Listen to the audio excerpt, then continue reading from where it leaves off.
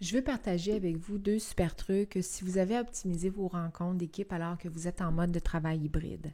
Le premier a à voir avec la technologie. On a tous appris pendant la période où on a eu à travailler en télétravail que quand on voit la personne, c'est plus facile de créer de l'interaction. Donc, le premier truc est de tout faire pour recréer technologiquement un environnement où ceux qui seraient appelés à travailler en télétravail soient visibles pendant la réunion. Donc, ça veut dire qu'on a organisé notre environnement technologique, on a mis en place une structure ou quelque chose qui nous permet de voir les gens.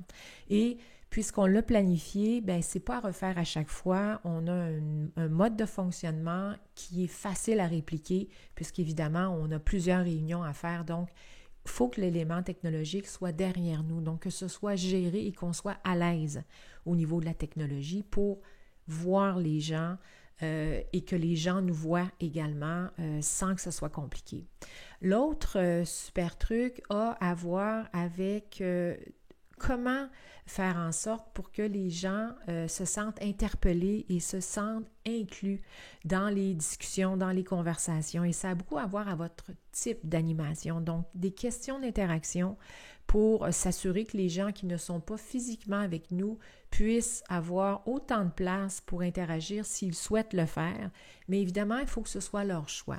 Ce qui m'amène à un truc qui n'est pas le meilleur. Tu sais, des fois, quand on veut justement créer, s'assurer que tout le monde puisse parler, on va souvent faire un tour de table.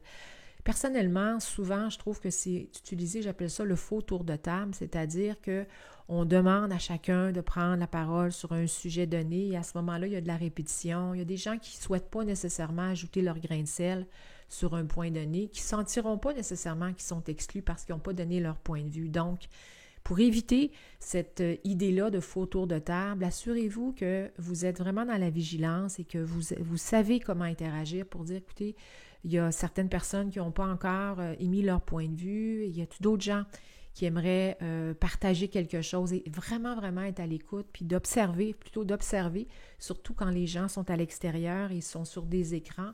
Il faut porter attention à leur non-verbal. Si on voit que quelqu'un a l'air de vouloir parler, bien, possiblement d'aller chercher cette personne-là